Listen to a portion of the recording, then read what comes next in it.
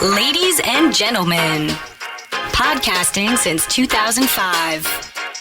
You're listening to Gamertag Radio with your hosts, podcaster Hall of Famer Danny Pena, the always opinionated Paris Lilly, and from outside of the norm, Peter Toledo. This is Gamertag Radio.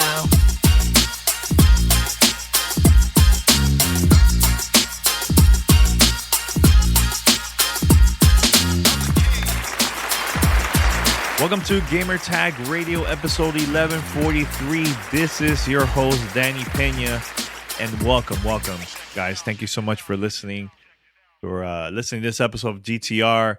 And also, make sure to listen to our previous episodes because I've been posting a lot of content over here with Paris and P also. So, by the way, this weekend we're going to have another episode. P is going to be joining me, but stay tuned for that. You have some cool stuff to talk about. Can't wait. And plus, we haven't done this together in a while. You know, summer coming up. You know, it's a lot of things going on. Plus, E3 happened, all that good stuff. But just stay tuned. We have a lot of cool content coming up. Cool content. But first, head over to GamerTagRadio.com. Listen to our past episodes. You can find us on any podcast app. You could also find us on Spotify, Apple Podcasts, Stitcher. Oh my God, there's so many. Pocket Cast, so many apps. iHeart, Player FM, Podcast Addict, Podchaser. There you go. That's a lot of apps out there. But anyway, listen to us. Make sure to follow, subscribe, and also post a review. It will help us out so much. You got this, all right? And if you would like to be part of our fan mail segment, which we've been getting a couple voicemails and emails, but we want more. I want to create a full episode of just fan mail. But it all depends on you guys. Send in your questions, your voicemails, and this is how you could contact us to be part of Fan Mail. Send us your feedback or questions. Give us a call at 786-273-7GTR. Email us at fanmail@gamertagradio.com or leave a message on speakpipe.com/gamertagradio.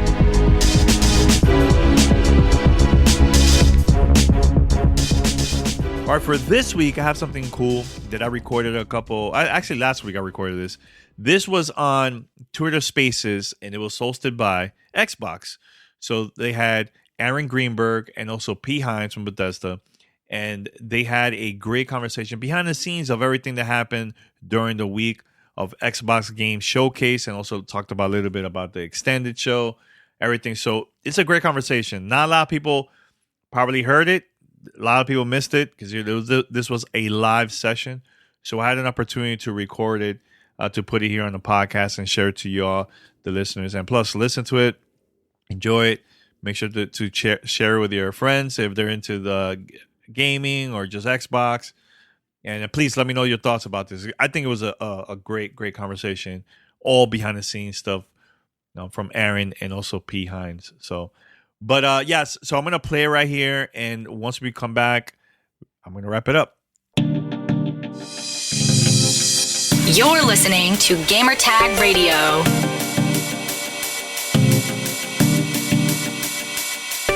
Pete Hines in the house. Well, I'm trying to be in the house. I don't have any more stories I can tell, Pete. So that was a good. You were doing great, Greenie. I figured maybe the first Greenie and Uncle Pete show should just be you vamping the whole time. No, I love it. What a week it's been. How are you feeling, Pete? Tired. Yeah, right. You and me both. Oh my God, we're so I don't think people realize how this is months and months. How long ago did we start working on all this? What year is this? It's so good. Oh my God. I mean, didn't we start this last year? We did. On some level? Yeah. We technically internally, I did the first kickoff for us with our internal studios back in October. So it's been 8 months. And and along the way, we went from friends to family, and then started working on this whole thing together. So yeah, it's been many months of planning, which has been so fun and just great to Yeah, great. It's the first time we've done one of these. Obviously, I've been around and done a lot of these many years. But first, we've done one of these with your team, Pete, and that made it just so special. And you guys made the show. I mean, you had, what a way to open with Starfield, and what a perfect one more thing with Redfall, and just some really really great content, and just love to see the reaction from the fans overall. Well, and it was also fun for me, Greenie, for all of the years that we've done these on our own, which was, I don't know, 5 or 6 or whatever it was. And then the number that we did with you all, right? Fallout 3 and Fallout 4 and Skyrim and all of those. But we've never actually gotten to, like, I don't know, go behind the curtain, for Losi and I to be able to sit in with you and Tina and Ryan and Emil and go through your other Xbox Studios content and be able to sort of see what other folks was doing. Honestly, the best part of that, Greenie, was understanding that we weren't the only ones in the spot we were in. Mm-hmm. Do you know what I mean? Totally. Like, it's 6 weeks out and it sort of feels like everything should be farther along than it is, except 22 years of E3 tells you, nope, this is pretty much how it always is. It all comes in at the last minute. Somebody's always scrambling to re-upload because they outputted the wrong thing. But it was nice to be able to sort of get a much wider sense than usual of everything else in the show outside of just our stuff. Well, it was also great having you there, Pete. People don't know, we the way we generally treat what we call our first party content, so stuff from our internal studios.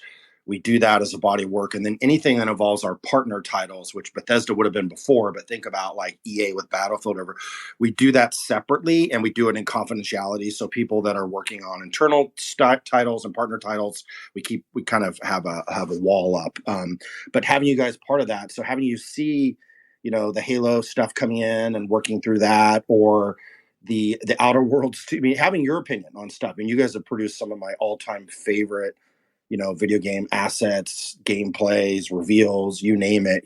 Back to that Skyrim live action is an all-time classic. Mm-hmm. But then, hey, we have this crazy idea for the Outer Worlds 2, and we're literally trolling because this is just a reveal trailer. We're gonna have some fun with it, and then we think it's funny, but you get a lot of different points of feedback. But then to say, okay, Pete, tell me, this is work or not work, and you were you loved it from the beginning, so that was helpful. Look, I just thought it was really self-aware and funny, and it had a good tone, and quite honestly, it was also hey, listen, we've all been there. You work in this industry a long time.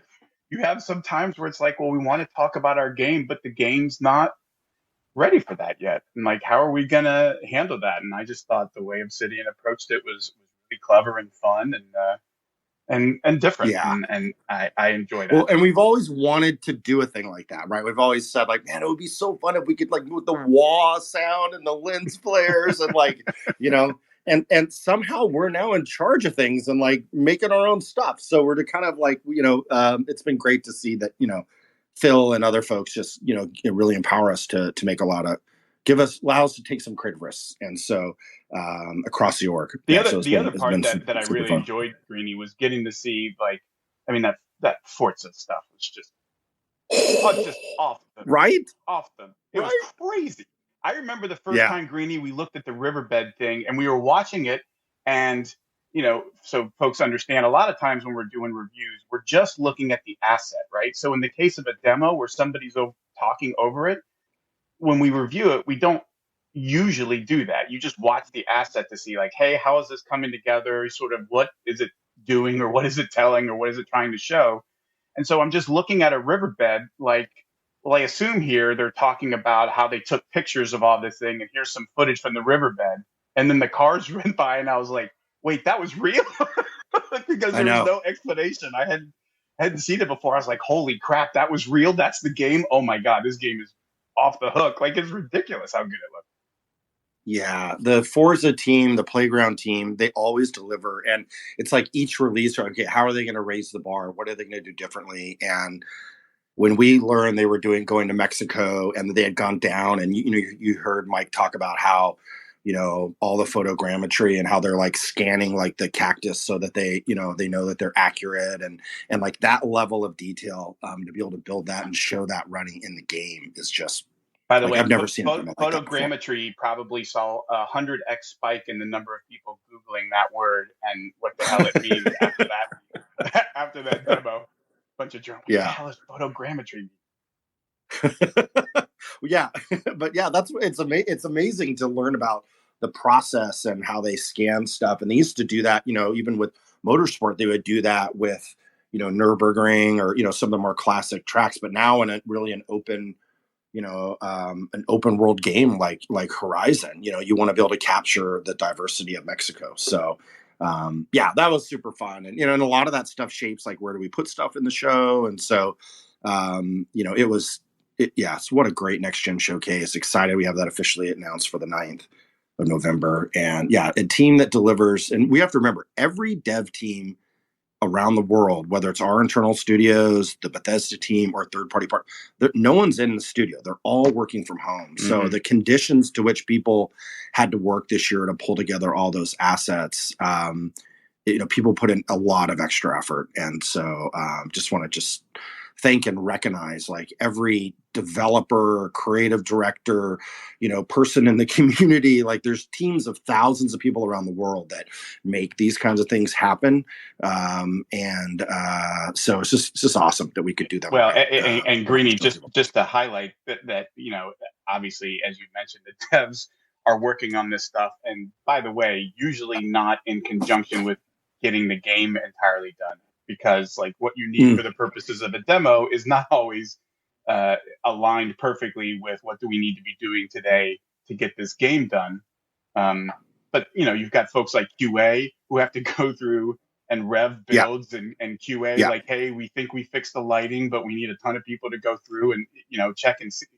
All of that, all of the effort on both sides is just enormous to do. So true. There's so many little details, like the music licensing, or the people that edit, like we have specialized house that will do game capture and edit stuff, or, we work with folks like GNet on things, or, there's just like, there's so many people around the world that, or the contraband reveal where it's like, okay, we really want to make sure we're working with the creative directors and the designers of the game, so that when we do a more serious reveal, that it is truly reflective of like this open world co-op, kind of 70s heist style game that Avalanche is making with us, and getting those details right. So yeah, it's by the way, Green, I do want to point out, we have the best jobs in the world, so I'm not complaining, but I just want to make sure that I always feel weird when it's like you and I up here talking, but like, and you sort of missed the thousands of people that made all of that happen across the board. Correct. Correct. So absolutely, I couldn't agree more. And the other thing, by the way, the other side of this that we should also mention is, look, I will confess, it is way easier and less stressful to do that part recorded, because it doesn't involve 3 days of rehearsals and doing it over and over to make sure, please God, let the one time I do this live not suck. Totally. So getting it recorded is awesome, but I'll tell you what, it is just nowhere in the vicinity of doing it with people there. Like, and being able to the energy of the fans. It's such a bummer to, because there's zero energy. It's camera guys and tech people, and like, I'm cheering for you. Greedy are over there cheering before the start, and I'm just like, please, you're not replicating 3,000 people clapping for something or like being excited, just general energy. It is totally very different from that. So people don't. Maybe we should share a little about that background. Might be interesting for people to. Yeah, your point on the live versus pre-record is a great point. I mean, we're like, you and I are not like, gymnasts. Like, we're not trying to land the routine perfectly. And if you're in a live event, you only get one chance to do it once. So there is some nice benefits to that. No audio cuts out. Just technically, it was always you build the show, but then technically will it run or not? So the knowing that it will run and that we're looking at like every detail and making sure it's right. is a sigh of relief. Well, and it's things that people don't think about, Greeny. I don't even know if you came the year we did it, because our show was always right after yours by some amount of time. When we were in person in LA, we sort of would space it out so that folks could make it from one to the other. But one year we had like the top left part of our giant screen just stopped working for some period of time, right? So it's not just like remember everything and you you're can't supposed stop. to You got to say, keep. right? What are you going to do? Like Yeah. it just went out, and everybody's looking at each other like, do we reboot the whole system? Like, is it going to come back? And I don't know. It didn't do this once in 400 rehearsals, but it decided to do it live. Like, not having that stress is awesome, but it is a pretty big trade-off, I admit, for getting to see folks beforehand or hell, even afterwards, just being able to pour a glass of something and cheers like, okay, we survived. It didn't kill us, even though it tried. And the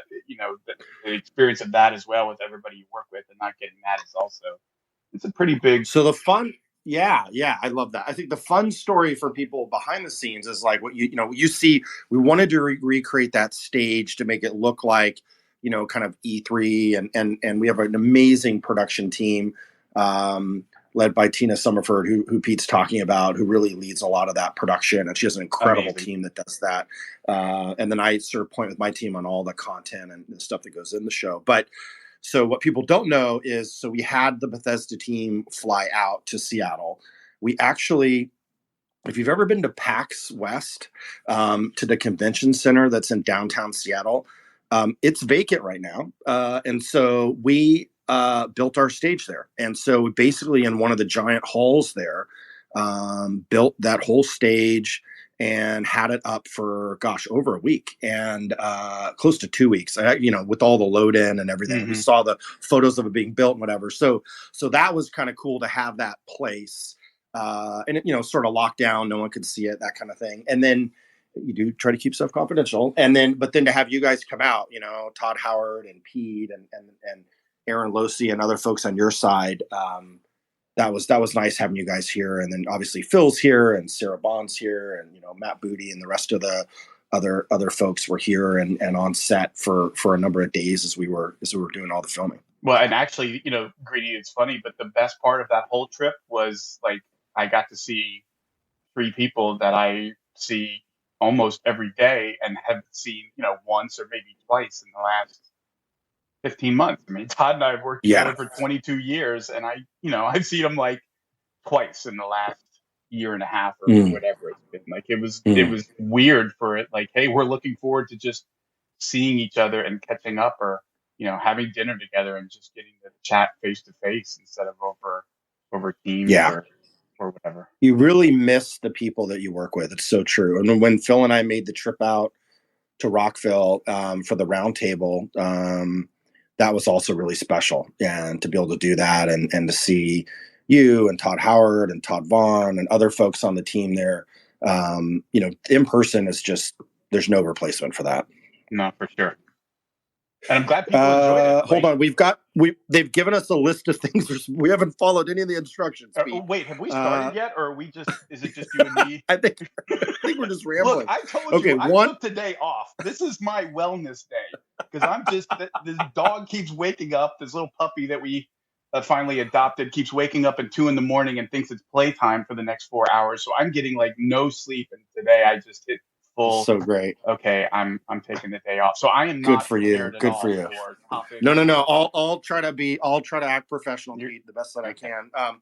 So I think for people that don't know, I'll just say like what a wonderful human being Pete Hines is. Getting to work with him and the team, how much they care about the games and the people and like all the detail. It's just so inspiring.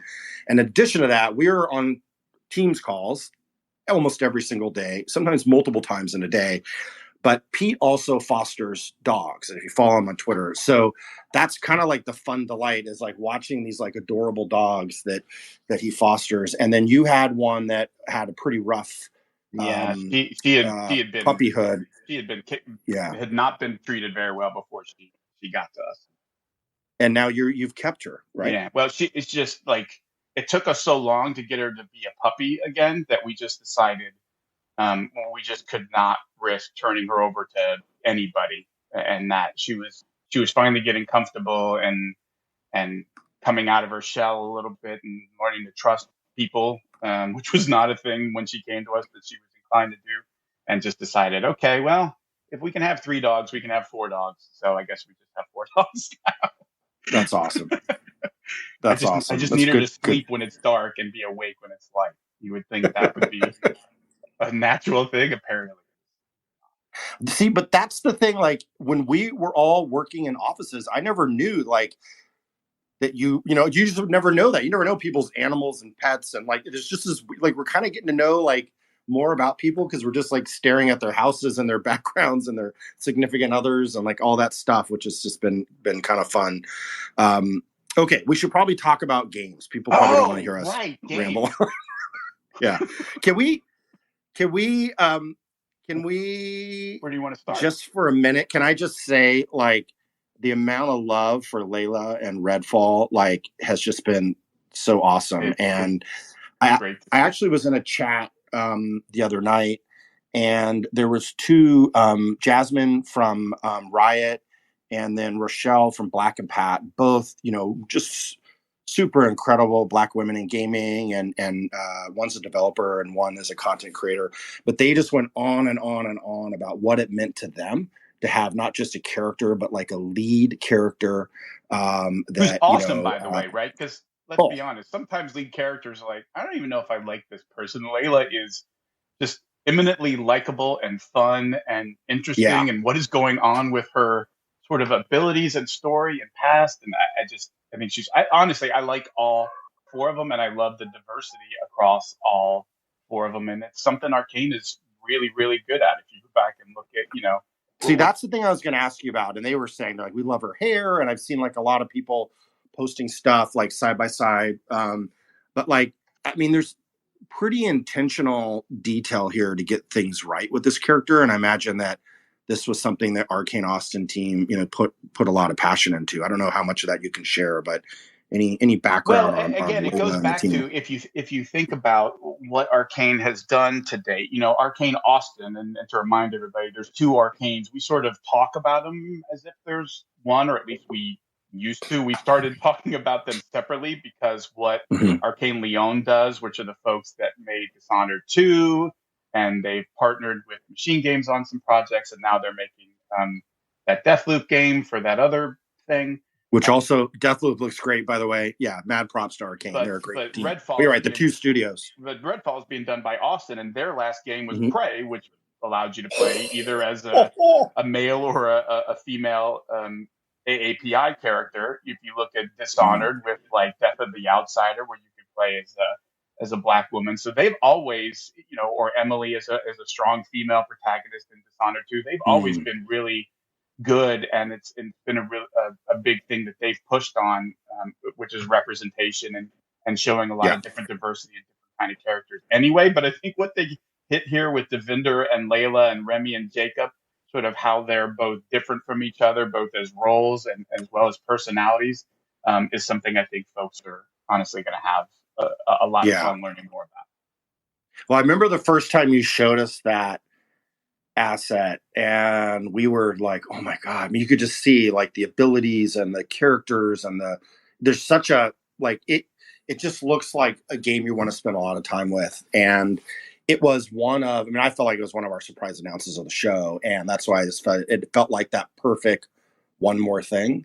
And so, well, and then, anyway, it's awesome. It's awesome. Saw, Greedy, how quickly, like, we were already seeing like Layla drawings, or like that one woman did that amazing cosplay. I think it was on TikTok where she like transformed into Layla with the hair and the outfit. And I was like, you love to see that stuff, because to your point, it's really clear that the team has created a character that just resonates so much with people, and it's a refreshing, and it does your heart good to see, even just immediately how much people are able to connect with different characters in a game that strike a chord with them. I think it's wonderful. Yeah, and I think like our games and our lead characters in our games should look like what people look like, and should look like our customers.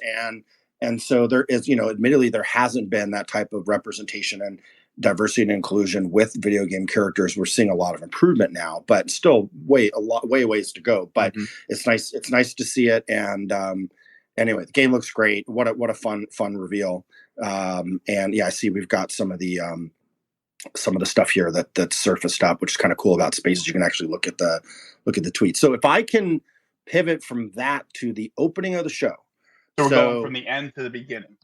Yeah, right. Exactly. Started from the bottom. Now we're here. So if we go like, this was kind of a no-brainer that like we talked about early on, and we never, because in the process you change your mind about a lot of stuff, but like from the beginning we're like, what if Todd came out? What if Todd, like, instead of, what if it's Todd and he just comes out and shows Starfield? Like it's like that table where you're like, prove me wrong. Like, there's no way there's a better idea than that, right?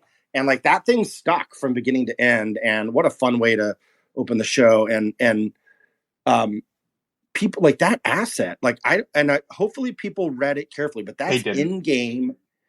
Nobody reads. Like, people didn't believe it was in this game. Week They're like, that can't be in game. It says nobody in-game. reads anything, and nobody listens to anything I say. Like, we're just, I don't know why I spend so much time worrying about like writing things a certain way, and then nobody bothers to read it anyway. They just read somebody else's summary of it and go, "Oh, that must be what he said." See, that's the It's curse right of there our on the jobs, screen, Pete. We folks. try so hard. We put it on there so you would know, hey, this is in-engine stuff, all game assets. Like, nope, in one ear, out the other.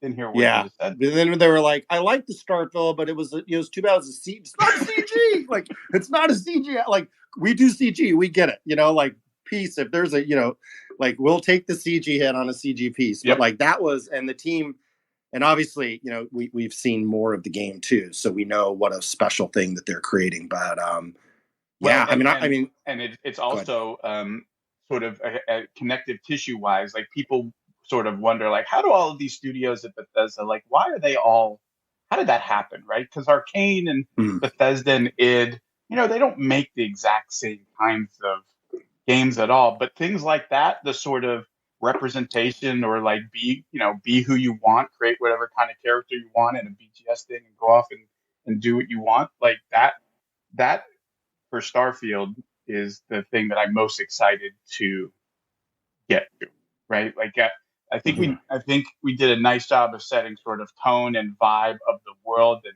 I love seeing people who sort of poured through all the interiors of the ship and noticed all the little touches. By the way, I got to pronounce his name right, which is Esteban. Esteban Pally is our lead artist on Starfield. Folks should be familiar with him. He's been at Bethesda Game Studios and has been the art director on any number of things. I think I just called him lead artist. Like I said, I've taken the day off. He's the art director. But he goes through and like every button has to have a purpose, and like things would be broken or people would have taped stuff. You know what I mean? Like, he's so into the grounded reality of, I'm not just BSing my way through this cockpit. Like, I want it to be real and functional, and a thing that if you were sitting in this chair would feel like what you would expect. And I honestly, I just can't wait to build from the tone to the detail part. That game is gonna... agree, and have a date, calling the shot. And I mean, like you said, it's the first new world that they've created in 25 years. But and I can brag a little bit about this, but Bethesda Game Studio has won more Game of the Year awards than any other development team in video games. So is that right? What a and the fact that like this, I mean, I don't know. I don't want to overhype it, but I'll just say, I think this is going to be one of the truly most special games made of this generation. And I cannot wait to follow it from now to then. I will say, I do have to share one little funny, like, people would never see this, and hopefully I don't upset Matt Booty by this, but after we saw the asset, I know where you're going. Matt Booty sent this email to Todd Howard and copied P to myself. I'm just going to read it. It's so good. And it gives you a sense of just like the culture and the vibe and how we just have fun at what we do. And it says, we had a code name for the game, which I won't share. And it's to Todd. I noticed that when the pilot starts the pre-ignition sequence, he doesn't purge the auxiliary back pressure tanks until after the fuel pump spins up. You can see him throw the switches to engage the EGT and the oil cooler over tip monitors, but no axe BP tank purge. Took me out of the moment a bit. This is one of the most Matt Booty emails of all time. So good. So great. But what's even better is Todd's response. Yeah, good catch, but he actually throws a, quote, flight check override at 120 to cover that. And he puts in prints, yes, for real. So, like, We thought of that. We knew what we were doing in the startup sequence. So good. And we actually have accounted for that. Like that you're right. Like that exchange to show that where Booty's head is at when he's watching this is he's actually paying attention to those switches and like, hey, this wouldn't actually result in a successful launch. And then Todd pointing out actually he flips this thing over here, which basically shortcuts the rest of the sequence. Yeah, but that's the thought that goes into it on both ends. Like they're literally being challenged on, hey, that didn't seem like an authentic startup sequence because of this thing. Both that Booty would even think to notice that, and then Todd knowing that we had already accounted for that, and it was, in fact, authentic, is, I think, part and parcel of the detail that goes into these games to make them feel like this is a real place. I mean, you heard Todd to start the show says, look, it's about it's the transportive ability of video games. And it's really tough to transport somebody if the rules of the world don't feel believable. You know what I mean? Or at least they're unbelievable in a way that's believable, if that makes sense. Totally. Yeah, and I'm definitely getting like kind of 80s sci-fi vibes and like just the art style, just everything about it, even the key art. Like I can tell just the care and detail that you guys have put into this. I just can't wait to like what we showed looked amazing. And by the way, in game, in case you didn't see the notes, and then we have a date. And by the way, and I think is the game coming to Game Pass? I couldn't remember if we called that out clearly or not. I have to go back and check the end cards to see whether or not we got around to mentioning that. But I do want to remind folks, Greeny, that we put out a second video after the showcase later, like another tone piece. And so if folks watch the showcase but maybe haven't been following Play Starfield and missed that, we did another little piece that we just didn't feel like was right for the show, but it's another thing that sort of sets the tone for this team and their first big new IP in 25 years and like what a big throw this is for them and why. And it gives you a little, you get to see some more key art and some more of the game and kind of get a better sense. So if you missed that after the Uncle Pete and Greedy show is done, or even during, you might want to go find that and check it out as well. I think it's worth taking a look at. That's a great point. And the music also just gives you the feels. And I know that Todd and the rest of the team there just puts a lot of effort into that. And so, yeah, very, very, very excited. This is Gamertag Radio. Voicemail at 786-2737-GTR. All right, Gamertag Radio listeners, we're going to continue with the show, but first, let's talk about our sponsor, PrettyLitter. I have a cat. His name is Nico. I love him so much. I love cats, by the way, for years since a kid. But as much as I love my cat, I'm not fond of the stink bombs they leave behind in their litter box. Everything from cleaning to covering up the smell is a constant battle. That's why I use PrettyLitter. PrettyLitter is a kitty litter reinvented. Unlike traditional litter, PrettyLitter's super light crystals trap odor and release moisture, resulting in dry, low maintenance litter that doesn't smell. Let me tell you, my cat is known for this. He'll go and use his litter box from other brands, and it's a constant battle. There's dust, smell, all kinds of stuff. I'm not a big fan of that at all. So I got curious about PrettyLitter. I got it for my cat, my mom. I gave it to her because I wanted to see the process of him using this, and it's been fantastic so far, man. Love it so much. And guess what? PrettyLitter is virtually dust-free because it's manufactured with a specialized dedusting process. That means less dust and no fuss. Plus, PrettyLitter arrives safely at my door in a small, lightweight bag that lasts up to a month. Now that I get litter bags auto-shipped, I don't have to deal with last-minute trips to the store, and the shipping is free. My favorite part of the whole thing. But above all else, here's why PrettyLitter is a pet parent's hero. It's a health indicator. PrettyLitter monitors my cat Nico, his health, by changing colors when it detects potential underlying issues. You won't find that kind of innovation in conventional litter. Guarantee. That's crazy. That's really, really cool.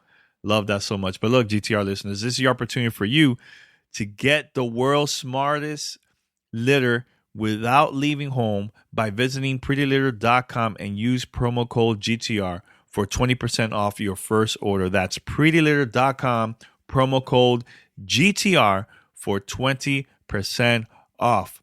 We'd like to thank Pretty Litter for sponsoring Gamertag Radio. You're listening to Gamertag Radio.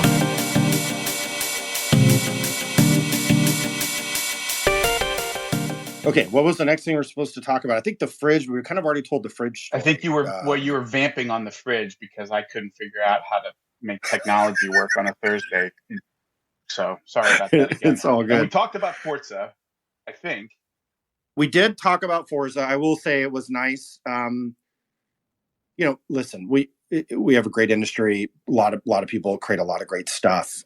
So don't want to diminish efforts of others working on words today. But to see Forza win, best of show or most anticipated game of E3, I can't think of a time that an E-rated game or an exclusive first-party game has done that. So that was really special. That's awesome. And congrats to that team. Yeah, because that game Yeah. is my brother. I don't know if I told you this, but my brother is a massive Forza guy, like massive, like participates in those online leagues where they do the races that take hours and all. Like he's a car nut.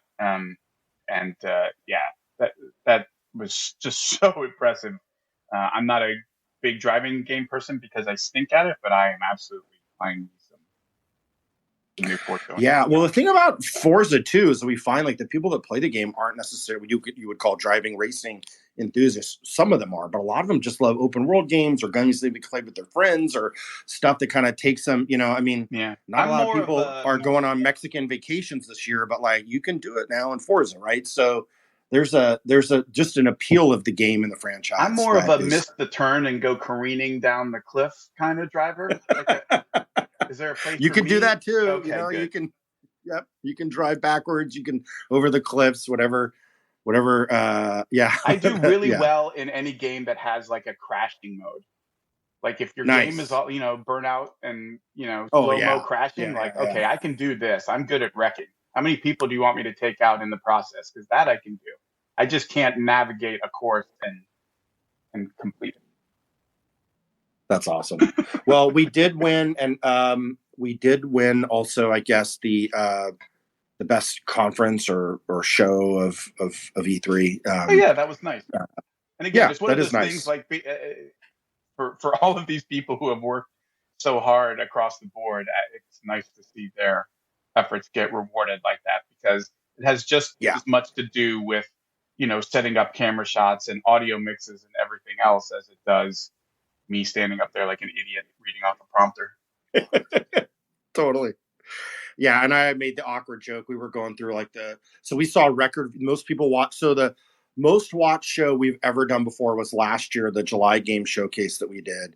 That beat all previous E3 records. So this year, this show pretty significantly exceeded those numbers. So we had record viewership. I think a lot of that is just anticipation, but I think frankly, putting the Xbox and Bethesda brands together as like the must-watch event. We try not to overhype it because the pressure is always high, but it was great to see people turn out and then see the response, right? I know I see Jeff Keeley's here. I see Clobrile here. We got Tom Warren, but I know Jeff always does the, gamer-wide, kind of letter grade and, a lot of stuff out there gets D's and C's. And, I'm always like, hey, if we have a really good show, we might get a B, and to have a year where we got an A is pretty exceptional. So that's just great to see it resonating so well with fans. To which I made the awkward joke of like, we were going through results with like Phil and Matt and Sarah. I'm like, well, okay, I guess I have employment for another year. So, so I think we're good for another year, Pete. We did it. We did it. One more year. Yep. What else? Have we talked about Halo yet? I don't think we did. No, we have not talked about Halo. Can we talk about some Halo? Yeah. I called this section internally Return of the King, just because it was like, like the team's been working so hard, and man, I will tell you, like, we saw how great multiplayer was coming together, and we're trying to figure out, hey, what makes sense. We want to like show a little bit of the story and the depth and what makes that special. And so the spacewalk scene, and then that scene with the Cortana AI just gives you the feels of like what makes Halo so special, right? And I think you just never underestimate the story. And so many of us have grown up playing Halo over the years, and seeing Chief and seeing how visually the armor on Chief and how great it looked. It was great. The Bonnie and Joseph did a great setup. I thought Joseph, awesome having Joseph, back on the team as creative director EP on the project. And then the multiplayer reveal, which was like kind of the big reveal we had planned for this beat. Seems like it's been landing pretty well. It has. My youngest son, the one who just graduated from high school, was like, "Oh, everybody on our, on the chat is just freaking out about Halo multiplayer, and oh my God, we're all going to play it." Which, ironically, by the way, between Halo, Forza, and Flight Sim, which we haven't talked about, but let's just throw a shout out to Flight Sim and how amazing that game looked. But all three of them look amazing, and I am terrible at all three of those things. I can't keep an airplane aloft to save my life. My kill-death ratio in any Halo multiplayer is going to be at or approaching absolute zero. Like, it's just... It's pathetic. Like, they all look so amazing, and I'm terrible at all of them.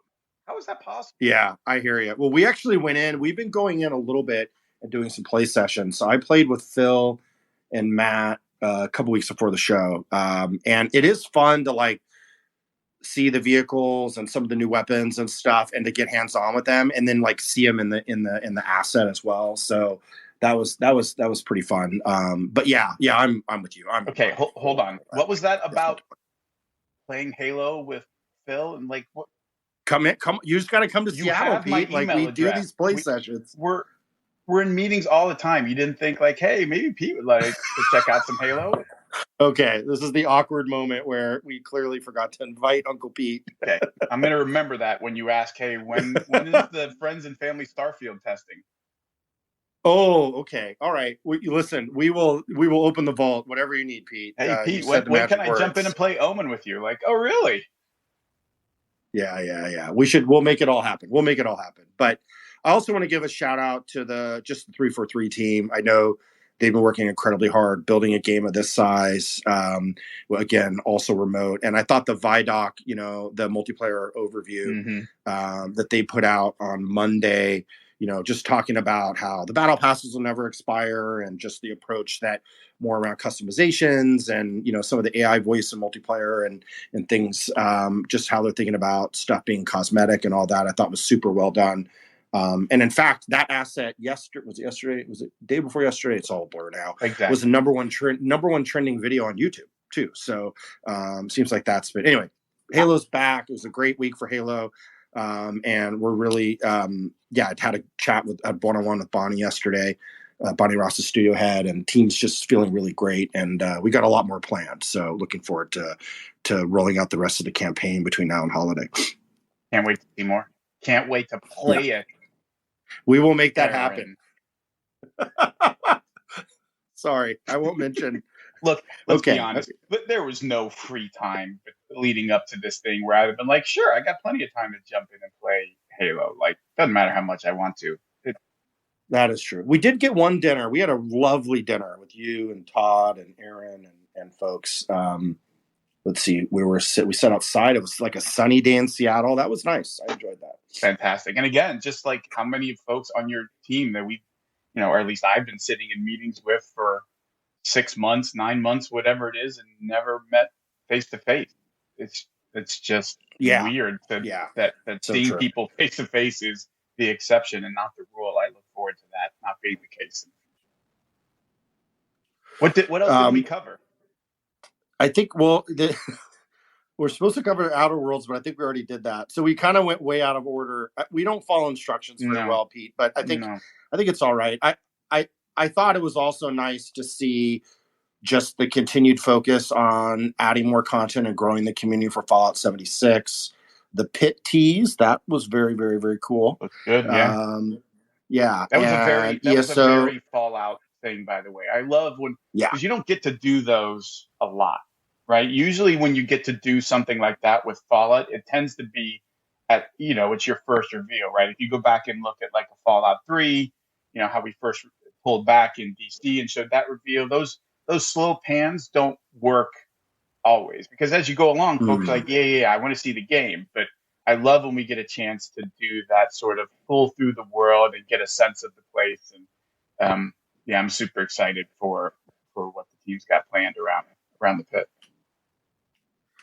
So, and then also ESO. I mean, I know you guys, that's 18 million strong now, and optimized now for Series X and S, which is great. I so saw a lot of goodness comments there from folks like how insane it looks on their, if you're one of the lucky folks who got a Series X, how insane ESO looks with the console enhanced. I mean, it looks like it's running on a pretty high end PC.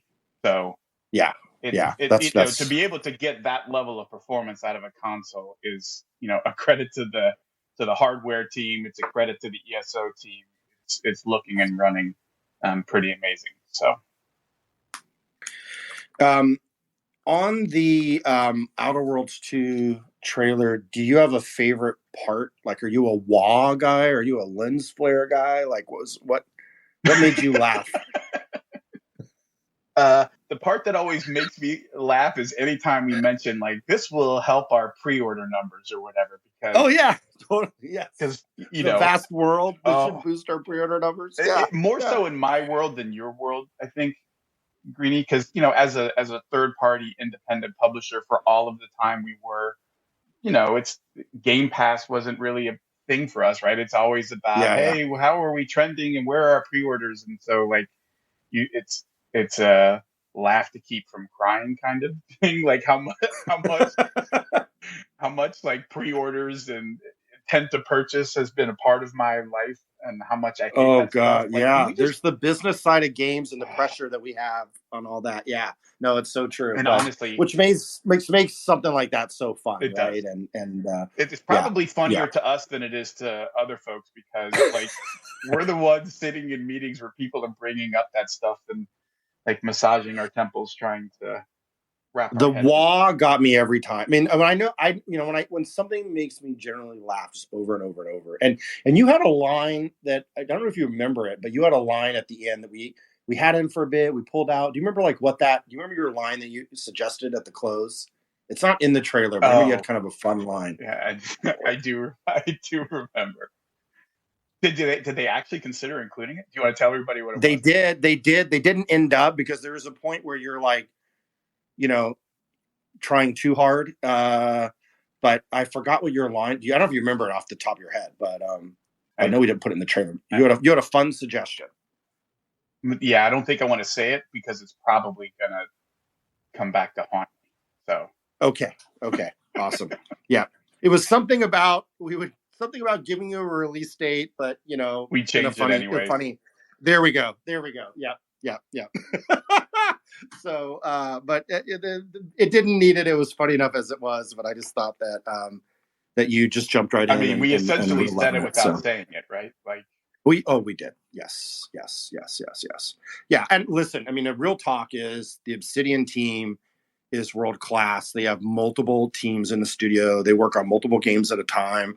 So, there's, a team working on Grounded, and there's a team working on Avowed, and there's now a team working on Outer Worlds 2. And so, and they just continue to output just great stuff. I thought the Grounded trailer was also really strong. It was. And that game's doing amazing, by the way. Like, the number of people playing it. My son was telling me, like, I'm not scared of spiders, but the spiders in that game scare the hell out of me. And like the number of people who the arachnophobia mode is definitely needed. He said I turned it on almost immediately because it was scaring the hell out of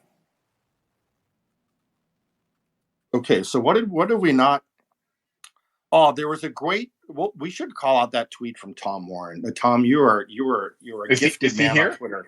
He's here, but he had that line where I think it was something like, "There's one more thing, and it's exclusive." It was just like so well written. I don't know if we can It's one more get thing, that and out. it's Xbox exclusive, right?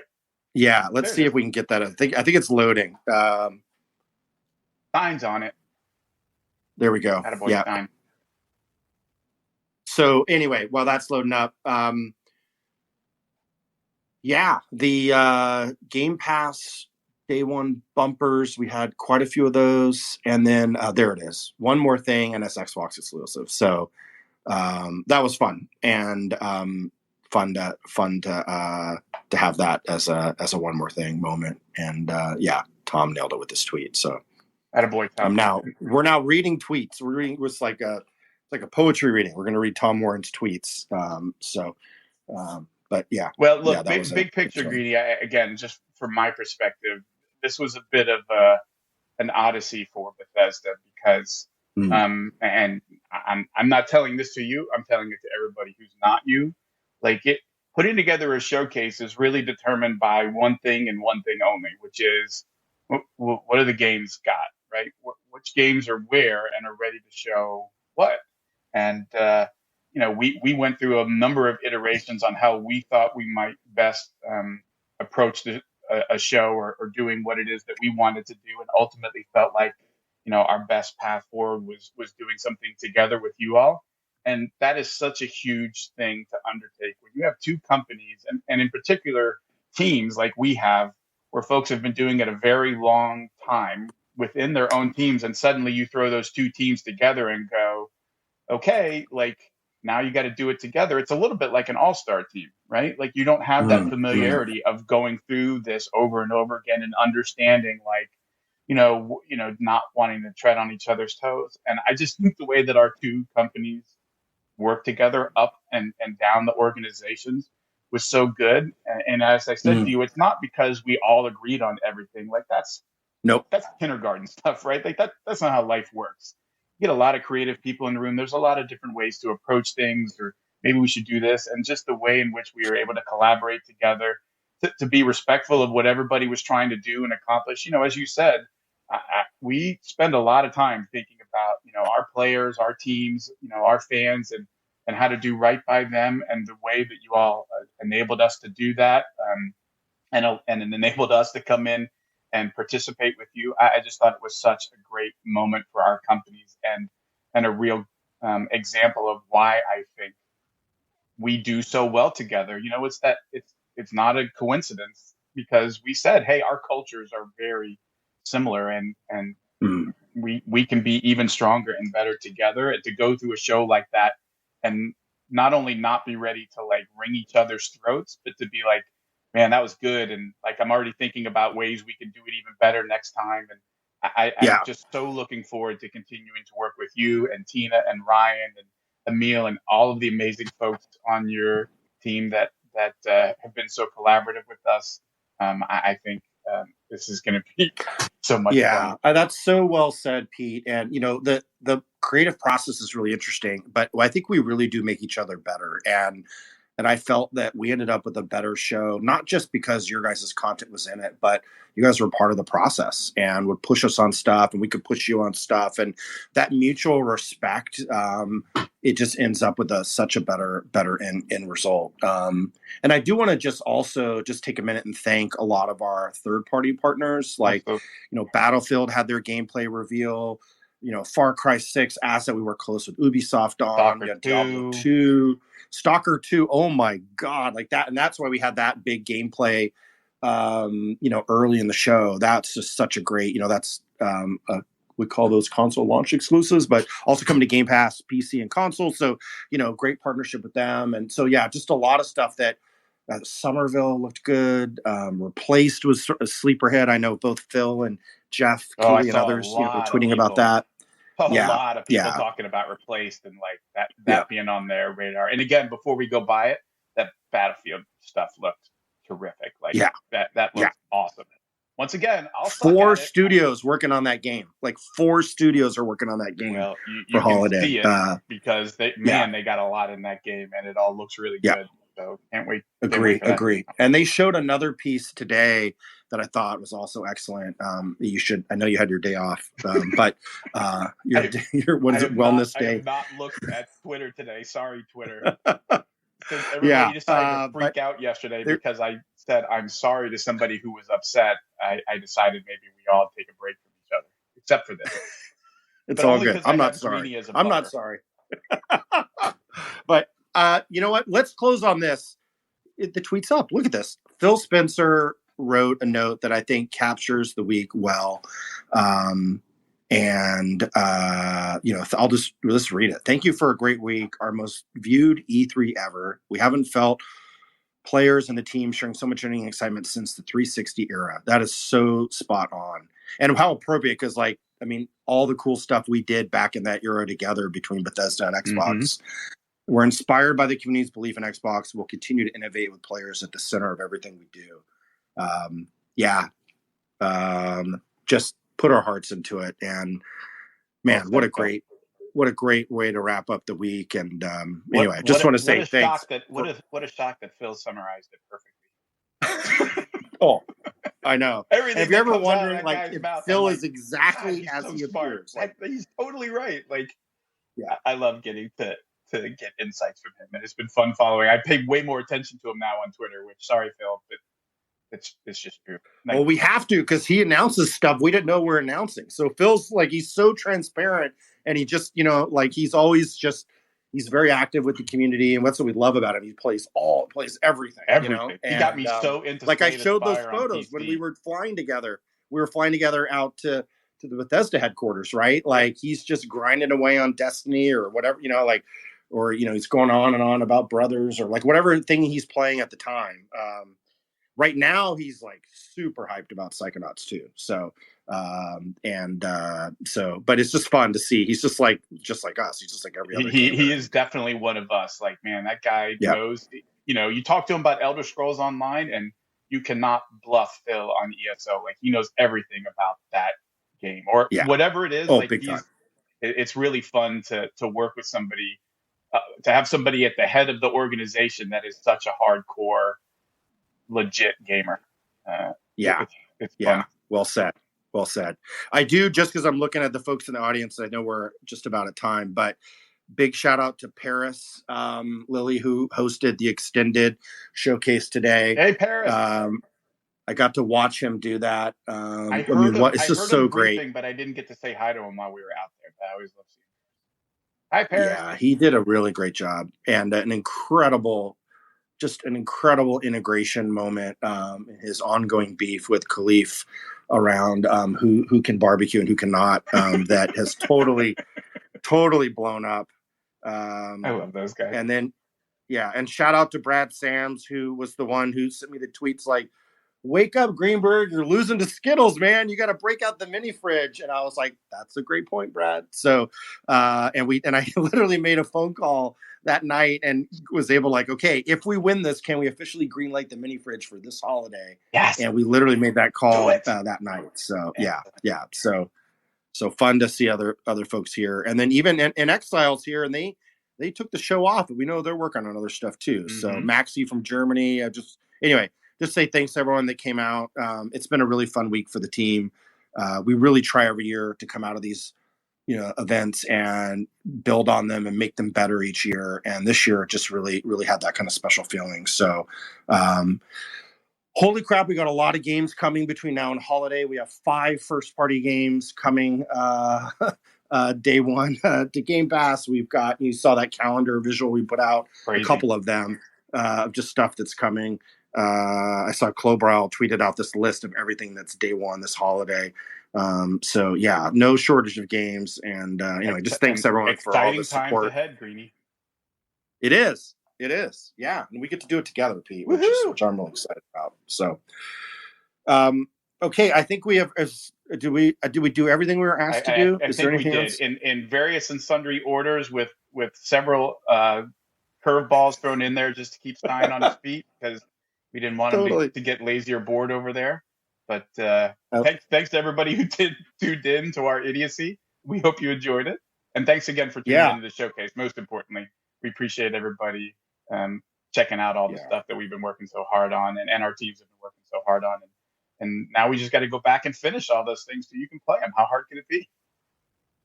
It should be easy. On that note, I'll say a special thank you as well. And just remember that, how hard people that are working in gaming right now are doing, whether on the dev side or on the marketing side or wherever they may be. Just be kind, treat people with respect. We don't always see that on social, but it's nice to see more and more of that.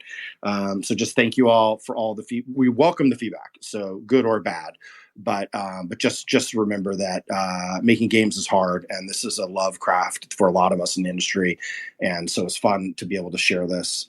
Anyway, we will be online. We'll be interacting with people. We'd love to hear any other feedback or suggestions. But yeah, thanks to the Twitter gaming folks for helping us host this as well. Mm-hmm. You could see I think we could do one of these again sometime, Pete. We've officially done our first Twitter Spaces together. So until then, we broke the seal. We're ready to go. Yeah, absolutely. Thanks, everybody. Anyway, take care, everyone. This is Gamertag Radio. Voicemail at 786-2737-GTR.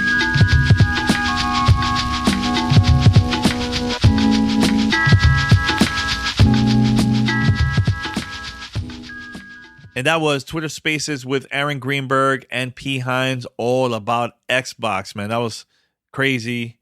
It was a great conversation. I enjoyed it. It was really cool. But let me know your thoughts. Like, hit me up on Twitter, Discord, or just hit us up, fanmail at gamertagradio.com, and just send us your thoughts about all this. I think it was a great conversation, and I'm going to be recording more sessions like this in the future for you guys. And yeah, can't wait to hear more of this type of content, because I feel like conversations like that gets me so curious of like, oh man, I want to know, how was it, the process of working on the showcase? How was it to get certain people involved? It's really good. It's really, really good. So, but no, head over right now to gamertagradio.com and listen to our past episodes. We have tons and tons of content, over 1,000 episodes. My God. Go over there, listen to it, and make sure to post your review on any podcast app. Look, you subscribe, you follow us, but also post that review. It will help us out to climb on top of the charts, because now there's activity out there, you know what I'm saying, from you guys, the listeners, supporting GTR. Now, if you would like to be part of our fan mail discussion, fan mail segment, this is how you can contact us. Send us your feedback or questions. Give us a call at 786-273-7GTR. Email us at fanmail@gamertagradio.com or leave a message on speakpipe.com/gamertagradio. All right, we're going to wrap it up here. And thank you so much for listening to episode 1143. We'll be back next week with more content, more discussion, and more, only here on Gamertag Radio. Thank you, everyone. Take care.